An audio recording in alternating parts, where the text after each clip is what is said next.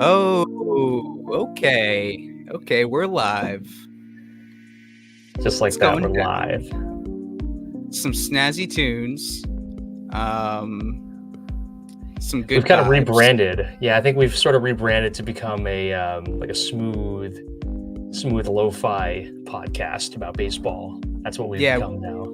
we're kind of putting baseball and lo-fi beats together finally for the first time. And Yep, that's never been done before, ever results so in the far history. have been underwhelming, but we think we can trailblaze a path here. But welcome, one and all, to Funny Ball. I'm gonna turn the music off now. Oh, that was Like serious. gatekeep some music. Yeah, now we're gonna actually get into the point of the podcast, the Oakland A's. Uh, Will, how are you doing? I'm good, man. It's good to be back. My stint in the IL for out of out of state reasons was that was pretty cool. Hate to see a talent like Andrew Broadus get demoted to the AAA, but we know that he's got some things that he's got to work on, but he'll be back. He's playing a little bit out of position. I think he's gonna learn his position a bit more and come back and really be able to ask some strangers some questions next time. Um, Yeah, I will say that his asking of questions was left a little to be desired, especially at the plate. But I yeah. think he's got the raw tools to become a really good street interviewer one day for the pod. Like most big leaguers, they get called up and they had dominated the level that they had just come from. But then the major leagues, it's a bit too much. Their chest gets a bit tight. You know, all of those very human emotions that they had left in the past kind of start creeping back a little bit. And that might have happened with Andrew. We might have had to have started with some trees to interview, and we'll work our way up from there. The trees Yeah. were, according to Andrew, very talkative that day, so we got Mm, lucky. yeah. Well, I know his level of competition will he'll have to adjust, but here's to hoping that he'll find his way back to the major leagues.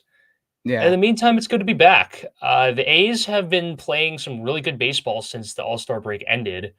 I don't know if some of you have noticed, but they've been on a pretty hot streak to end July. They just lost a series to the Dodgers, 2-1, but they were still taking series after series against a lot of these teams. We've seen a lot of good hitting, a lot of really good pitching. We'll get into a lot of it later. I think a good amount of what we'll cover is generally concerned over the last 8-9 games, but I mean, we'll still talk about the end of July just because I know you and I just haven't gotten the chance to, and there have been some rather interesting developments. A couple players got dealt, some stayed. Some ones that we expect to get dealt did not get dealt, and I think we'll Mm. we'll talk a little more on that later. But right now, we got a lot catching up to do, and thanks for tuning in to Apocalypse Now. There it went. Yeah, Apocalypse Now. What the connection is, I would say, like kind of like a followers of the apocalypse. We're sort of in the post nuclear A's era, maybe, or would that be like Sacramento? This is like the beginning of like the post nuclear A's era. It's like their last trade deadline in Oakland, and this is like kind of the fallout of what is most likely going to be going to Sacramento.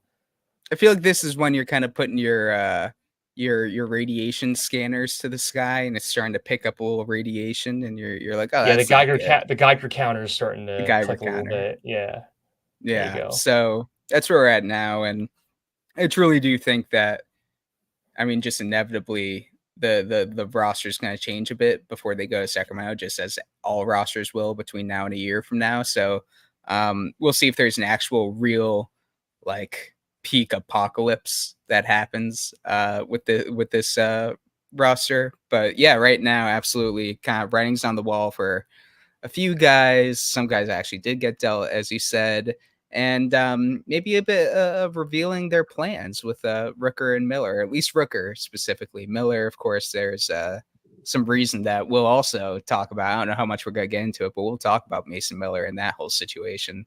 But the Brent Rooker, we can start there maybe if you're down. But I thought it was definitely interesting holding on to him. And it can mean a lot of things. It could still mean the plan is in their head to trade him at some point, to sell high, and they just think he's going to continue to play well. and he has so much service time left that it's not like they had to trade him if they wanted to trade him. Period. This trade deadline, but it could also mean that they're like, hey, we actually want to have a team wherever we're going to be playing next year. And a pretty good start to any team is a really good, just objectively good number 2, 3 hitter in baseball, which Brent Rooker is, even though he's not hitting second and third most of the time. He could slot right in there in most every lineup in baseball and blend in well. So what do you think about the whole Rooker stuff? Part of me just kind of thought like, they can't just trade away like the guy who's pretty much been like the face of the team this year, like last year and this year. So I think, it would have been like really deflating to the team if he got dealt, just because like, I mean, he kind of, for better or for worse has been their identity, on offense. But I will say I'm very surprised that like a contender didn't even like pay up a little bit for him. I mean, I guess like he's kind of in a funky situation where he's like about to turn 30. He's got still a couple years of team control. I think like that's Mhm. what we said. Yeah, he's got a few Yeah. years of team control left. But he's like approaching 30, but he's really like only played like 2, 3 years like of Major League Baseball. So it's Late not like bloomer. he's a very late bloomer, but he is like so good and is having like a better year than I think last year and even the year. I mean, definitely like his rookie year, but um, it's in some senses I think he's still kind of an ascending talent. So I guess maybe it's I think that the A's probably think that he still hasn't quite reached his peak yet. I think a lot of teams felt like he might have been reaching his peak, and that is a bit of a fluke. And maybe like he'll be good for like the rest of this year, maybe next year. But I don't know. It's hard to say. But I'm glad to see that there's a chance that he might be going with the team to Sacramento. I mean, if That would anyone's be gonna cool. establish some kind of identity for the A's, it would be him. Just because he's just been that for them for the last couple seasons. Yeah. Yeah. I'd like to think that the A's do think very highly of him, and probably what it was just they wanted the moon for him. They really like I'm trying to think of other assets that have been dealt in recent years that could be a comparable package, but it's hard to even come up with a comparison. There's not a whole lot of players that get dealt that are quite like him, where it's like kind of checks every real box in a real way. One, he's a very valuable player right now. That's objectively true. Two, service time doesn't become a free agent too soon. Doesn't mean you're going to have to turn around and give him 100+ million, months from then. Um, Good guy, like no like off field or any concern in that regard. Like he the one thing is defense, which is a very baseball thing, which there are many Hall of Famers that weren't great defenders. Like I feel like if that's the one knock, is just among everything is like the one thing he doesn't do perfectly is defense. Like fine, I like think he that really is if he such an asset. played defense, he definitely would have he would have been. Yeah, I think if he played like really good defense, he would have been out. But I don't know. I think they would have found a way to trade him. Top 5 to 10 Um, player in baseball if he plays good defense. You know, like yeah, I guess I we think can't. he's truly like if Savant. I don't think this feature is new, but at least I hadn't really given it the attention it deserved. Clearly, which was just a ranker where they kind of literally take the composite statcast stats, so your percentages, rankings in baseball, 88th percentile rankings, all of those, takes for all of the main categories of all the players in baseball and kind of just gives a composite ranking to each player, and then kind of just puts them in order. And it's essentially a very rough list of the best hitters in baseball, or at least the best position players, because it factors in defense as well. And Brent Rooker was like ninth in all of baseball, according to that, which doesn't necessarily mean he's the ninth best player in baseball, but it means he's somewhere around the ninth best player. Like I was looking, there is no flukes in that list. There's maybe a few players admitted that like just do a few things just so poorly that they can't crack it.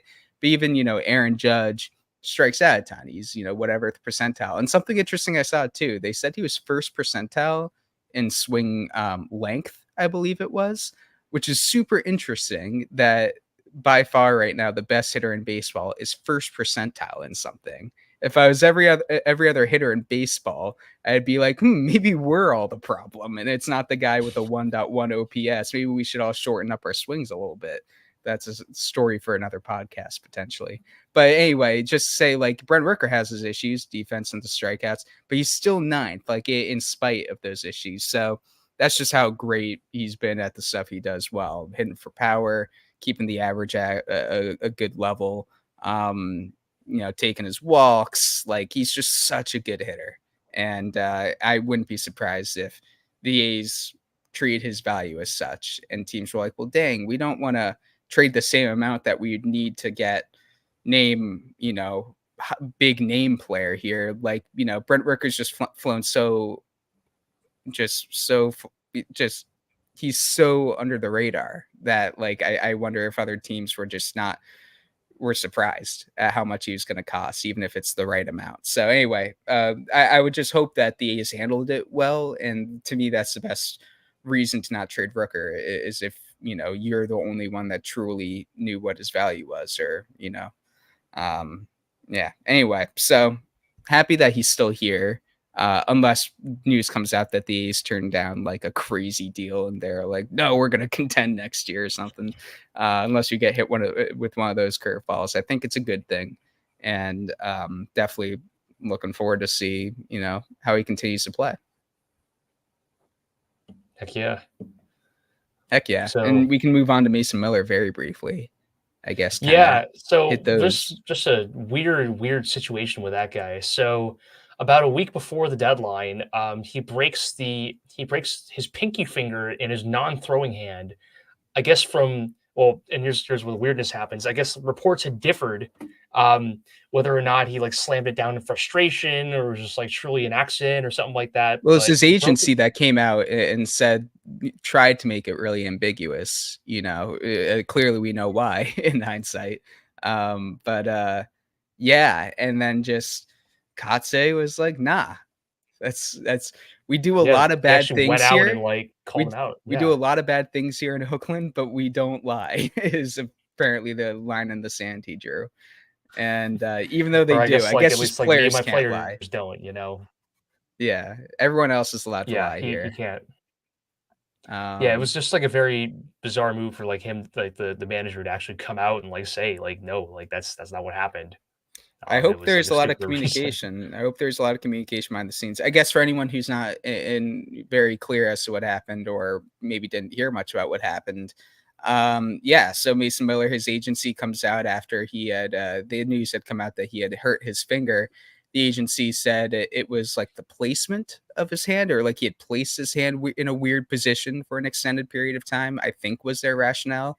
And no one really thought too much of it other than just say, like, oh, this is too bad. Mason Miller's been awesome. And, of course, one of the best pitchers in any bullpen, but also just one of the most fun ones to watch, especially if you're an A's fan.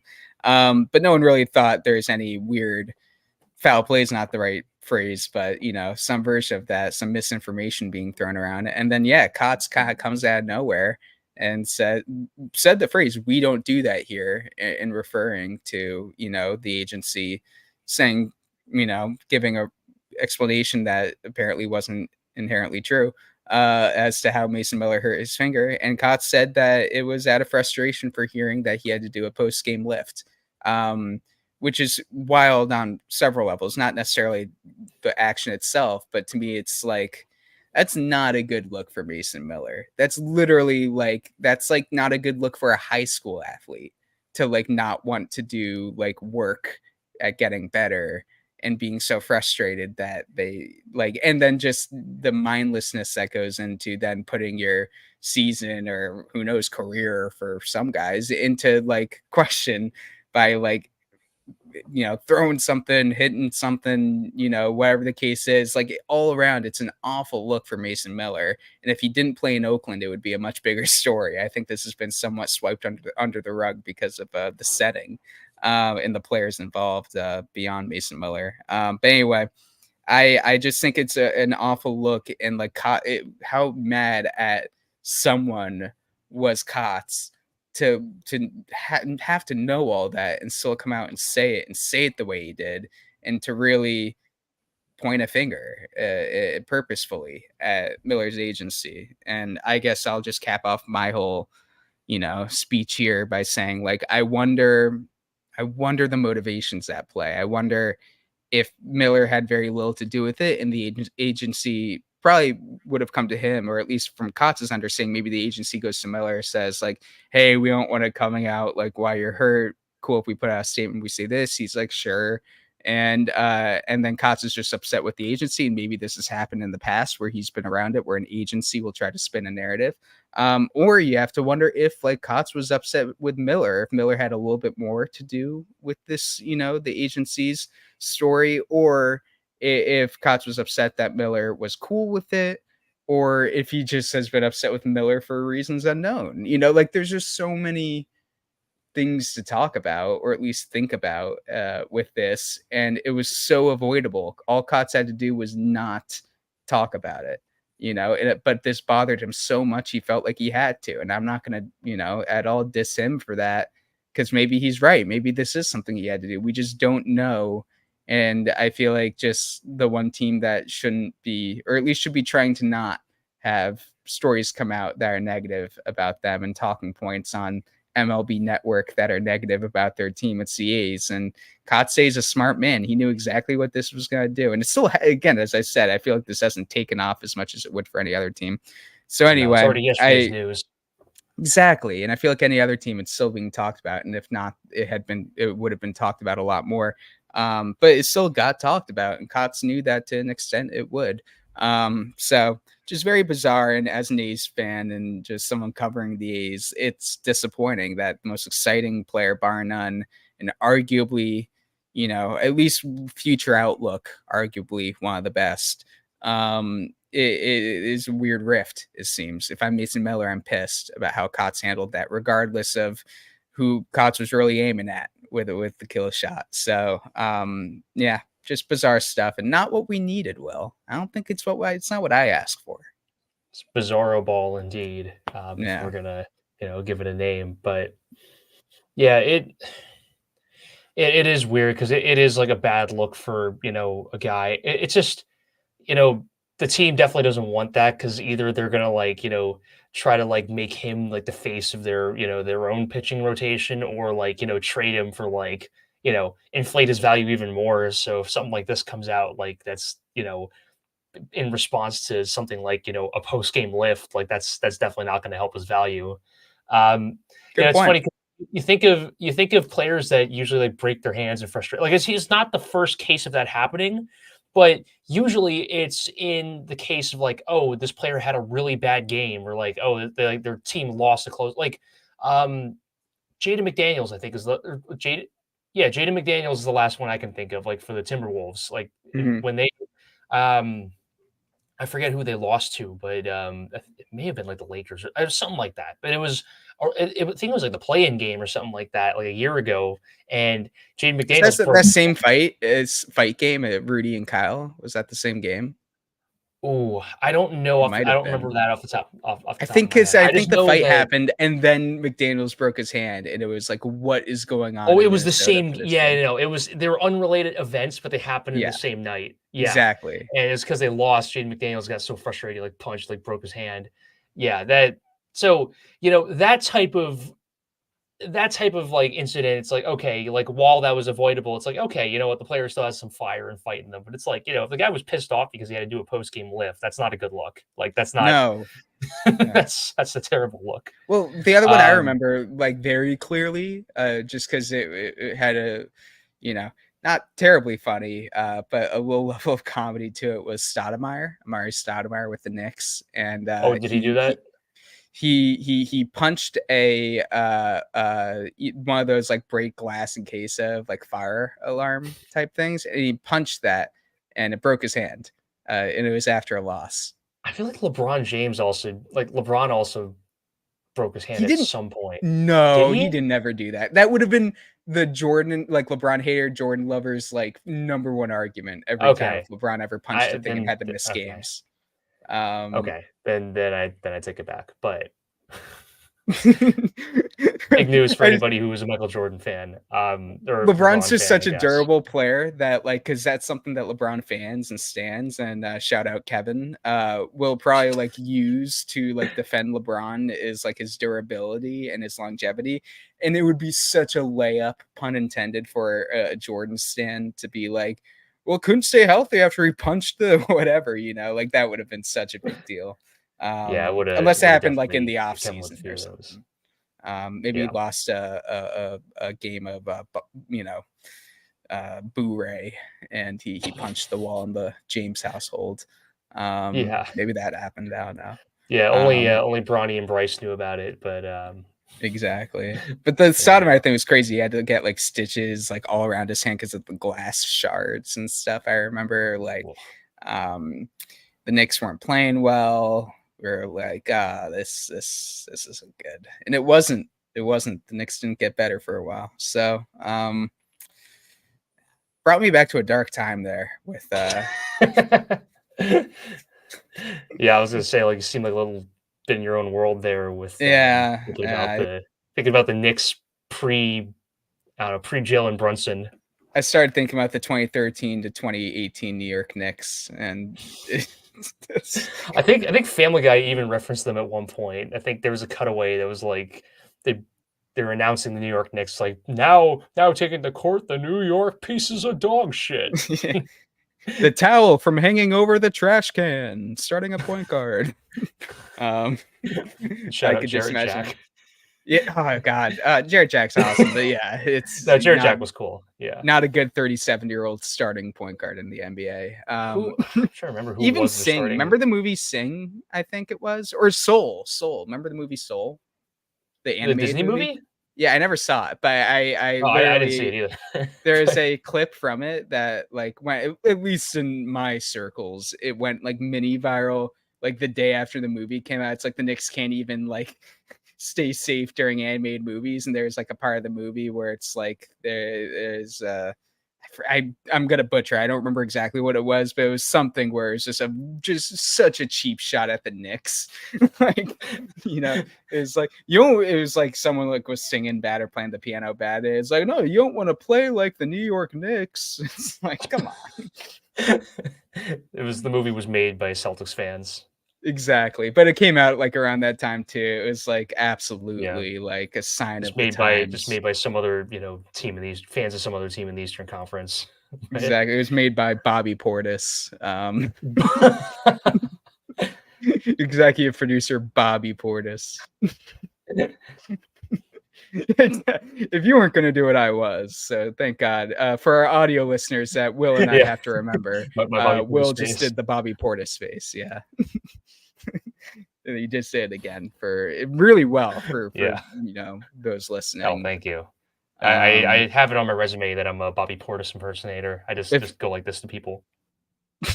If Bobby Portis ever goes missing, I'll do it. we have a good stand-in, good understudy. Yep. I know A nothing, good nothing out like it's just Avril Lavigne, Paul McCartney type, double.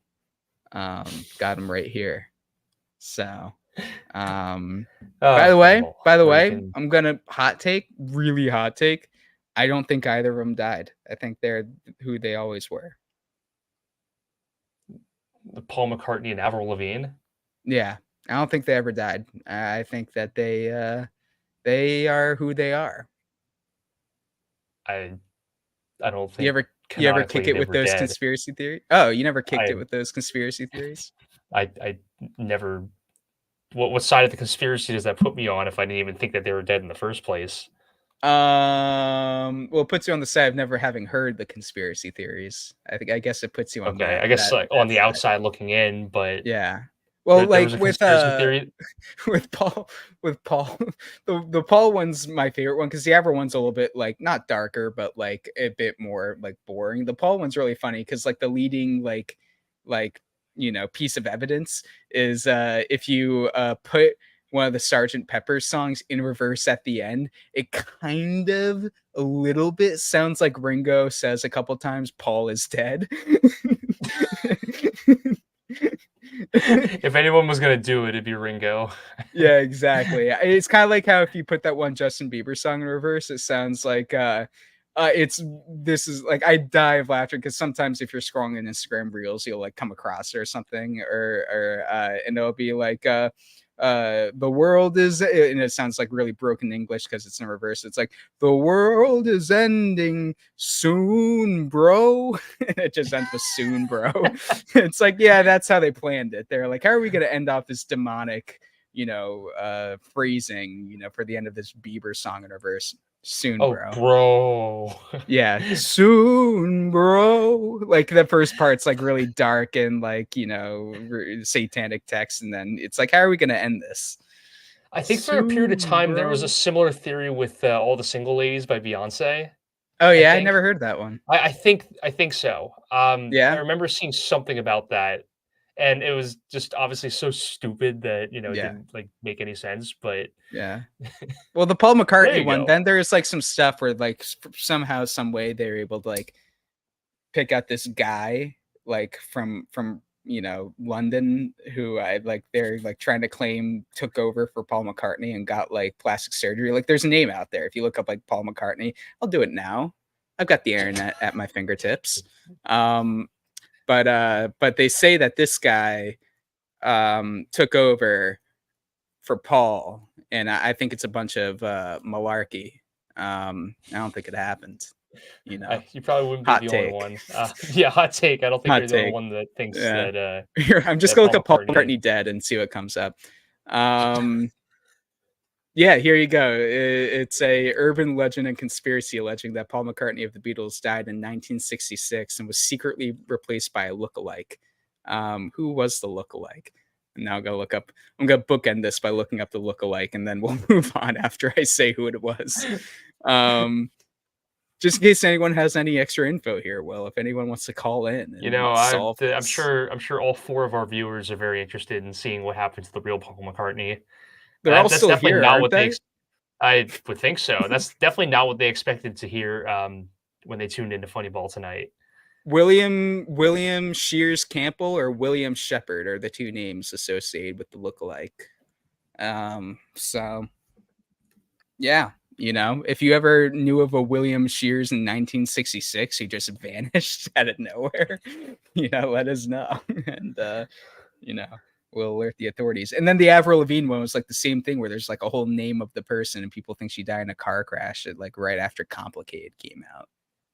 Which I like, at least in the conspiracy theory, that they say that at least it was the real Avril that did Complicated, which I like. Like Yeah, there's right, like, they gave her no, credit even for in the that. It conspiracy. wasn't just Yeah, some, like, super good. So, okay, if the real Paul McCartney died in 1966, does that mean that, like, Paul McCartney and Wings and everything was just yeah, that was just all some other dude? William Shepard wings. Like yeah. Like, and Live and Let and Die wasn't done by Paul McCartney? That's what you're telling William me? Shears, man. Yeah. Shout Really out William well done. Shears. Good musician. Um, but yeah, and then the Avril Lavigne one is like the same thing of like, yeah, all the later work is allegedly, according to the tinfoil hat people, which technically, of anyone on this podcast up to this point, it's been you. You've been the conspiracy theorist. Um, you know, you should jump into these. They're pretty fun to read about. they're good. And there's like a whole thing of like a little scar on Avril Lavigne's lip that's not there anymore. And like then like the other people are like, she's just had a lot of plastic surgery, so it's like no one can get their stories straight here. No one really knows what they're talking about. But anyway, where were we? Well, let's see. We started with Mason Miller breaking his hand, then we started to get to Amari That was a long Stoudemire, time ago. LeBron. Oh, we were. It was totally Mason Miller that went to Um, Amari, that went to LeBron. it was starting with Mason Miller that got us to the conspiracy theory and Paul McCartney and Avril Lavigne, That's how you do it, though. and Well, that's we've funny. still That's what got funny all ball's about, four. man. We've got all four viewers still, man. That's how you do it. That's how you go on a We tangent. actually And gained a viewer, I think, during that rant, so I think we're doing the right thing. oh, sure. Are they talking about William Shears over there? Uh, Oh, Kelly thinks that Mason Miller has a body double. Ooh, ooh. now that's a Um. theory I can get behind. Damn. So they found someone that could throw 104. And they're like, this would work well. It's a body double, though. Let's not sign this guy as himself. Like, yes, be an understudy. Yeah, I there like you that go. idea. Or maybe one day It's Mason Miller goes out there and throws like 84 miles per hour with the fastball, and we're all like, this is. He has like no, it red wasn't hair. just a changeup. It actually is just his fastball. I like that when a position player goes out there and every pitch is like 60 miles an hour, but everyone just says change up, change up, change up, change up, as if Even though it's probably their he's intentionally taking something off, gearing up for the fastball. And shout out to Brett Phillips trying to become a pitcher now. Yeah. Shout out Garrett Stubbs for pitching for the Phillies because the Phillies have getting blown out so much that he's taken the mound more than once in the last. Literally playing better baseball than the Phillies for like a month now. They are. Yeah, like a month. Like I'm not exaggerating. You can almost argue more than a month because the A's have been playing 500 ball for over a month now. So if the A's have been playing just around 500 ball, however long they've been doing that, So yeah, go A's. I think we exhausted the Mason Miller subject, gave people some good context as well. Yeah, I think surely they'll look at him in a different light with now having, if in case they weren't informed about the Paul McCartney Avril Lavigne conspiracy theory, now that'll provide some extra context for why things were so fugazi, with Mason Miller, Kotz, and his agency and all that fun stuff. Soon, bro. The end of the A's is soon, bro. Soon, bro. It's funny. I think it's just like we all have our we all have our buttons, and it's like no matter how many times they get pushed, they can still get pushed. I feel like my funny button will always be soon, bro. Because every time I've seen it like 20 times just independently for a decade now, and every single time I laugh out loud. It's very funny to me. So that's my funny button. Yeah. Any more Law Butt? Let's just get into Law Butt. Yeah, let's talk about funny him, button. Man. What's really pushing my funny buttons is how good Law Butt's been in the month of July, and yet when I saw him at Fenway Park, he didn't do anything. Conserving energy. He's had a great July. He conserving his energy, I guess. His July. I'm just going to read off his July stats. Please. So in the month of July, he went 33 of 91. That sounds like he's hitting about 333. Just about 363. Like. He batted 363. No. Had an OPS of 1.21 actually. He had 10 home runs, 27 RBIs, took 7 walks. Yeah, he's been good. He stole 4 bags. He's been having. Everyone gets the idea. He's been just nails. He's been a good player. Yeah. Out of definitely nowhere, a big part of what they were doing. Yeah, it was truly out of nowhere. He was just looking like a really good above average right fielder, and his defense has always been solid. But he was being kind of the offensive powerhouse in the team next to Brent Rooker, which is really cool. I won't say out of nowhere. I'd mentioned to you at some point earlier, and I think it definitely came up on the podcast at least once episodes ago about his bat speed. And when the bat speed StatCast stat came out, and it's like, Giancarlo Stanton, Aaron Judge, Shohei Ohtani, like 1 or 2 other names, Law Butt. He's like top 10. There's less than 10 guys that swing the bat on the planet as hard as Law Butt does. And it's one of those stats where it's like even StatCast and Baseball Savant came right out and said, hey, we don't know exactly what all this means as of right now, but we could track it, and here you go. So it's not like inherently the stat coming out is supposed to mean, that means his power or his contact or strikeouts or whatever. We don't know what to do with the info yet, but it definitely feels like it means something if you swing the bat harder than everyone. Essentially, it feels like the caveman understanding of baseball would be swing bat hard, do well, So I feel like, it was just, we felt like it had to mean something, and at least there's something you can point to before he went on this tear. It's like, that was interesting. He was really struggling. All of the sabermetric stuff was pretty god awful. But the swing speed, which seems like it should matter, was great. And now that you've got him playing really well, and the swing speed, of course, is still where it's at, it makes more sense. And it's definitely a good, 1 point for the swing speed matters camp. But yeah, just been awesome. And you write out the stats. There's not much more to get into there. It's just he's hitting, and the plate discipline's fine. 7 walks in that stretch. It's not great, but it's not awful. It's not like he's one of those guys who literally can't draw a walk to save their life, or Javi Baez or something.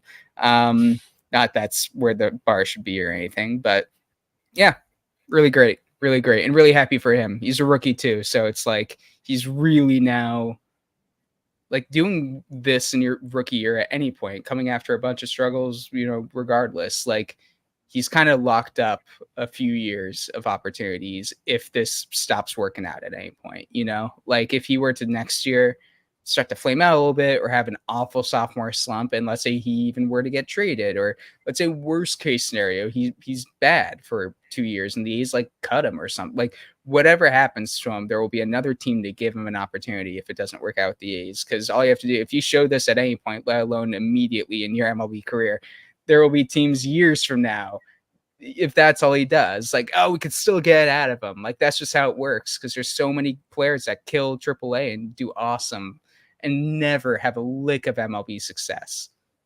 So I'm just happy for the guy that, he has to be feeling pretty good, where it's like he had the same experience a lot of guys have. They get called up to Major League Baseball and they really struggle and they don't really do anything significant too well. He's hitting under 200 with not a lot of power. He's not taking walks. He's striking out a lot. The feeling's good, but it's not great. You've got, 100 guys in the minor leagues that if feelings all that mattered, they would be really good baseball players at the major league level.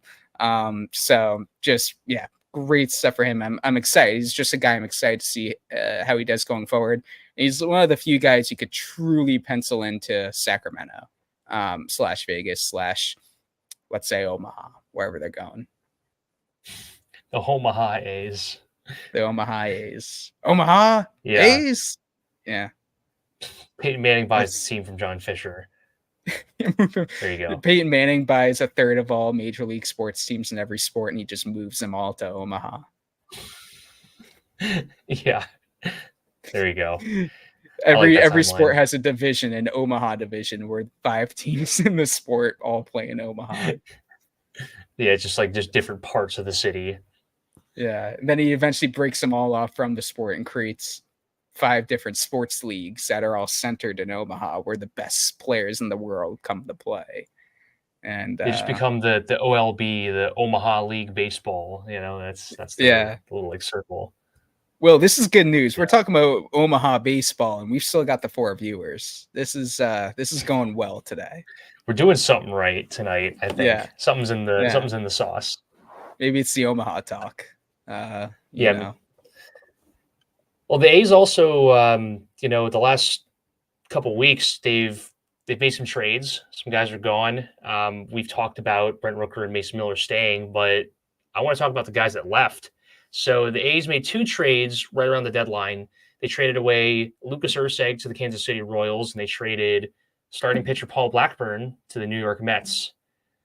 Definitely an end of an era with Paul Blackburn being gone. I believe he was the longest tenured A on the roster up until he got traded. He was I saw a stat saying that he was one of only 2 members of the team that the A's team that last made the playoffs, which was 2019, was it?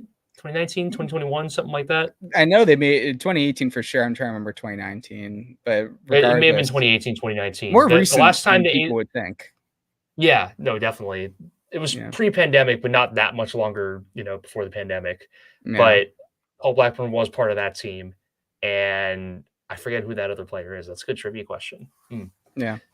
Let's see that one. Yeah, wait, give me a second. Maybe Seth Brown? Probably Seth Brown. Most likely it's him. But yeah.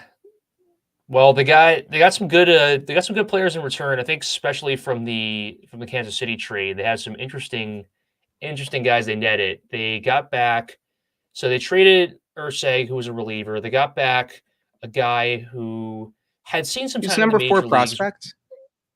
That one is Mason Barnett, I believe.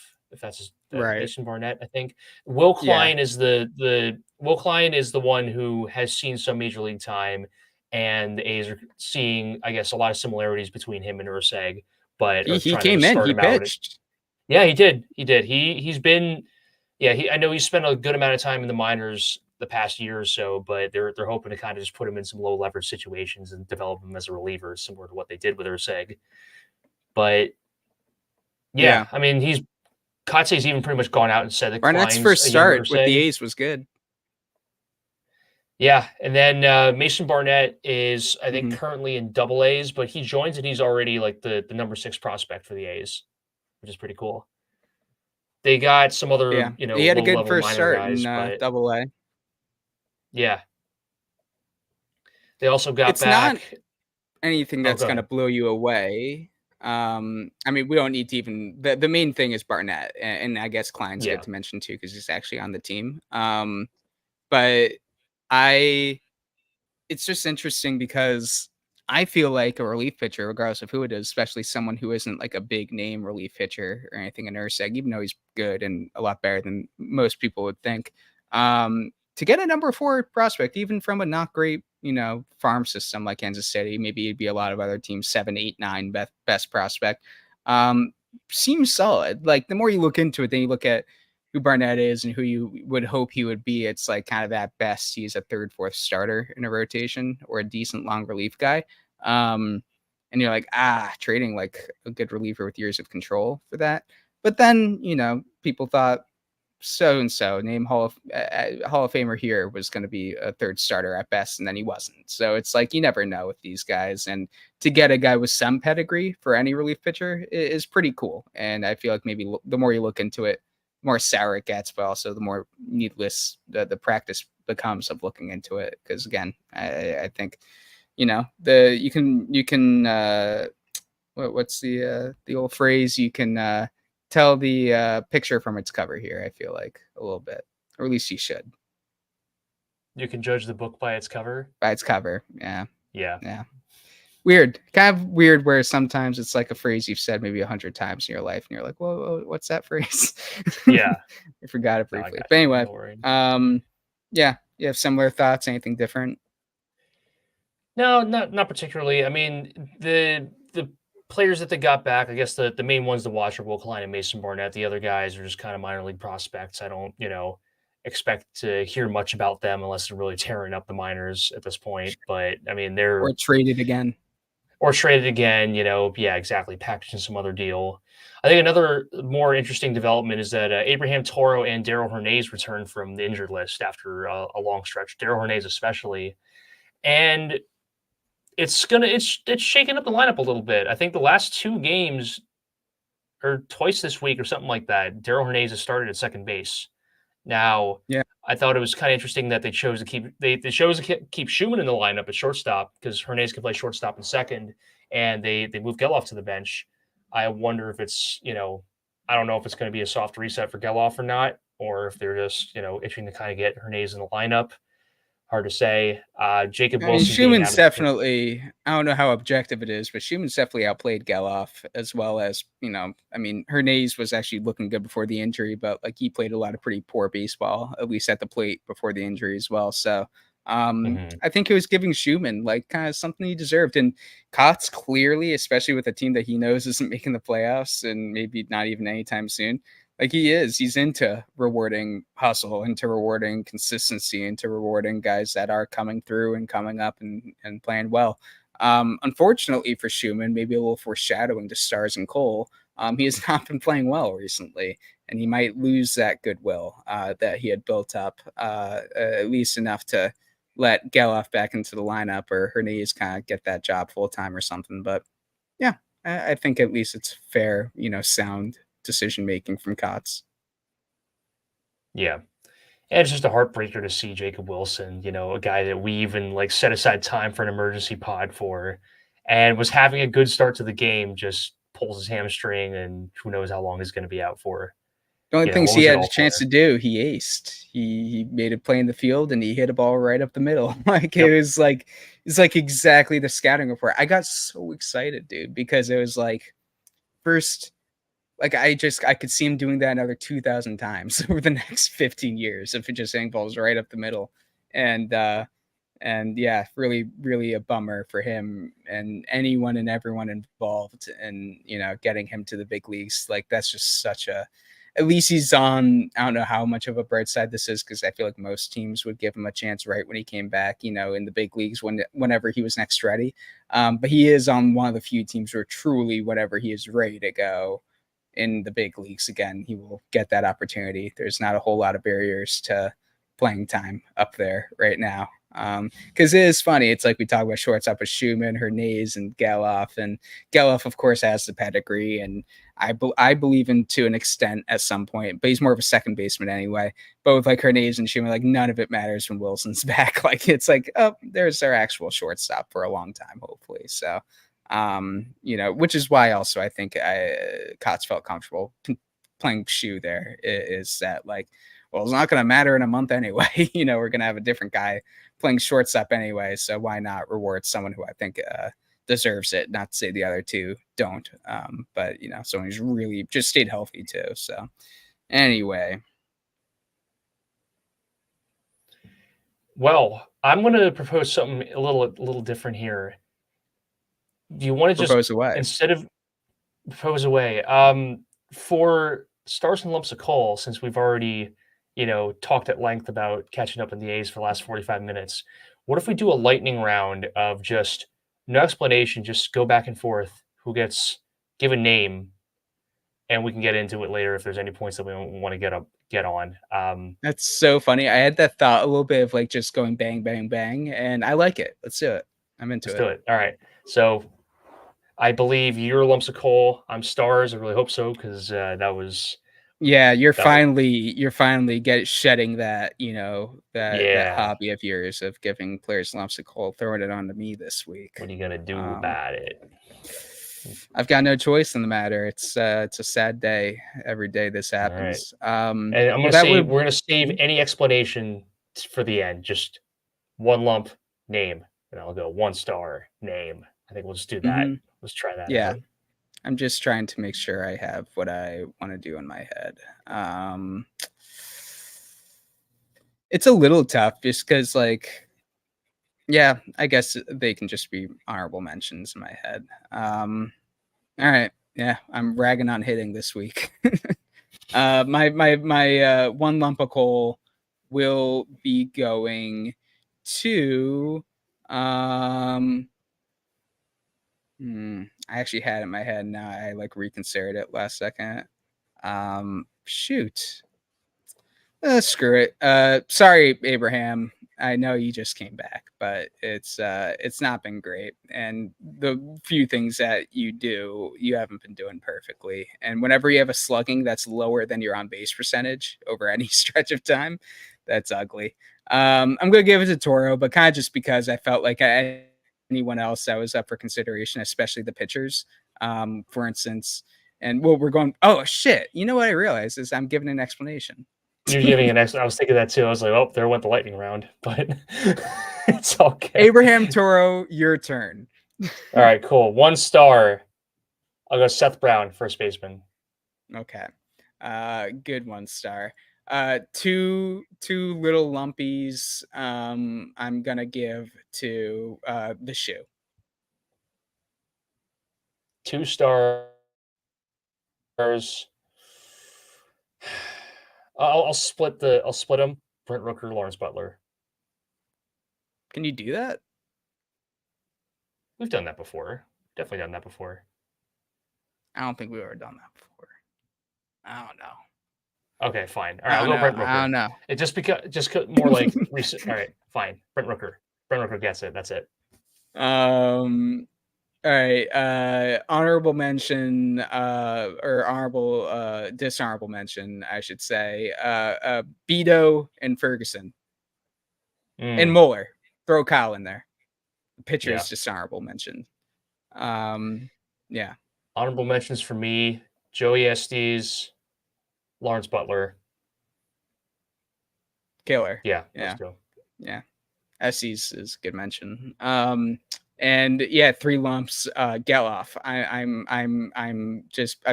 I'm mad at the world that he didn't pan out this year. So it's a little bit of that leaking into it, but he's also like he somehow lost a job in the A's starting lineup as a prospect with pedigree that had performed here in the past. It's not fun. Yeah. Here, you can give like a little explanation for your three stars. Okay. So there's my I'll little just say, Geloff explanation. yeah, I'll just say JP Sears gets my 3 Love it. stars. Yeah, he fanned 9 in his start against the Giants, gave 3 hits, 0 runs, sorry, 1 walk. He also like just thought it was interesting. Like it was a 2-game series, but there was all kinds of like high level pitching. Logan Webb had a complete game. JP Mitch Sears had his Spence start. has been great, not this, but like Mitch Spence in general, like has been great. Yeah. Ross Stripling had a good start against the Giants. That was kind of weird. Following a bad one, but yeah, definitely very following cool. a bad one. But that was like the first, like probably only like the second good Ross Stripling appearance that I've seen this season. I can think of, I think there's a game against the Orioles. He had a good start, and then the one against the Giants, which was his former team. Yeah. But JP Sears definitely gets it. He had a fantastic 7-inning shutout. They did win that game. They lost the Ross Stripling game because I believe that was the one where Logan Webb tossed a complete game. I'm pretty sure. Mm-hmm. Yeah, I think so. Yeah, no, JP Sears definitely deserves it. Awesome. I don't have any holes to poke in yours. Good. I'm honestly like I'm glad that you went with Geloff as 3 lumps, just because. Yeah, like how do you manage to lose? In what has been somewhat of a revolving door in the infield, like pretty much like every position has been a revolving door at some point. Yeah, and you've just kind of become part of that problem. Like he's like stayed healthy for the most part too. Yeah, like, that should have been the only real concern. he had like a soft reset, or no, he didn't have. He was injured for a bit. He was like it was only like a week or 2, but yeah, he was out, came back, didn't really do much. I mean, he was mashing AAA and then came to the major leagues. Wasn't doing anything again. I see no reason for them. Like he's getting benched for Darell Hernandez, a couple times in the past week. I see no reason why they shouldn't. Like why not? Get Hernandez back up to speed at a spot that's open in the lineup. Mm-hmm. I mean, I don't think that they should be benching. Hernandez playing should not come at the expense of Schumann and Toro. It should probably come at the expense of Geloff. Seth Brown's been playing well enough at first, so I don't think. I hope it is just a reset. I like how you put it, because at the end of the day, like the reason why this is such a crazy thing is because no one that could have a future on a team should lose playing time on a team that's not competitive. Like they should be getting reps, just like in every sport, getting reps to develop and stuff. So I hope it's a break, a little mental reset, and he can come back, because that happens and that works. I've seen that work a ton, where a guy, especially in baseball, it's such a mental sport and stuff like that. So hope it's that, but if it's not, like, and we'll talk about it, if it's not, we'll see. And that's super concerning, because that also means that there's at least, maybe it doesn't entirely mean this, but it means that at least a little bit the A's don't care as much about his development as they once did, which would mean that the A's don't see him as a shoe-in to their future plans as he once was, which again just is too bad to have like kind of one of like the 3 guys coming into the year that were like, ooh, watch out, he could really surprise the world, or at least really play well. And he has been not one of the top 15 A's this year, which is a blow to just our hopes and dreams, is Geloff really not panning out. But again, it's such a human, like these guys are so humans. Like I feel really bad for him, where like if we thought Geloff was gonna have a really good year and set himself up for a very financially and just happiness wise a nice MLB career, like he's going home every night like, holy crap. And like the uncertainty that we feel about his future, God, he feels 10 times over, so it's like, it's tough out here. And maybe I'll just end my point here, and maybe this whole podcast from my perspective here, by just saying these guys are human, and it's good to remember, They just are. often, especially on the A's. The A's seem to make a point to get humans on their team. A lot of very human players often on the A's, and it's good to remember that. Gosh, we can talk so much about Geloff and stuff like that, and no one probably beats himself up more than these players. So, because again, just what's at stake, even if it's not the same exact things, or they're not as disappointed in themselves because they know they can do better. Just at the very least, like Geloff is like, well, I would have been eligible for a $90-100 million extension this offseason if I played well, and that would have been good for both parties. The A's could get a guy for really cheap comparatively, and I could get 100 million essentially in the bank. And well, that's not on the table anymore. Nor is, if he gets traded anywhere, anything similar. Like he's got to re-earn a lot of what he earned in the minors. Like other teams are, he's definitely dropped down boards. So as have plenty of guys on the A's this year. So they're all human. They're all working hard, if not for the team, then to get themselves paid, and that's as good of a motivating factor as anything, if it's the difference of millions of dollars. So go Brent Rooker. My money doesn't phase him.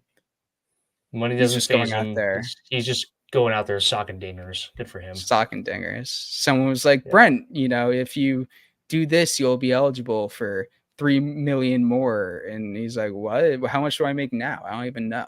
You're telling me I make more than like 100K this year? Because that's all my agent tells me I make. The agent's just stealing the rest of it. So Brent Rooker, good baseball player. Mason Miller, angry baseball player. And the A's, a pretty decent baseball team as of late. So that's all I've learned recently. Yeah, that's all we can learn. It's just a steady march to 60 wins, That's Which I think we're gonna get to. I think we're so getting there. Well, yeah, there we go. Thanks for tuning in, guys. This is episode 18 of Funny Ball. Coming up on the A's schedule, we got the Chicago White Sox at home in Coliseum, followed by a 3-game road trip to Toronto to play the Blue Jays, and then a 3-game road trip to play against the New York Mets. Pitching projections are not out yet, so we're not sure if we're going to be facing Paul Blackburn, but here's hoping he does. Lots of A's baseball has been covered. Lots will be covered in the future. We want to thank you so much again for tuning in. I'm Will. This is Trevor. Thanks for tuning in, guys. Thank y'all. My audio's been going in and out for a good 20 seconds now. I'm going to assume Will just murdered that outro, and we'll see you guys again soon. All right. Stay safe. You were right.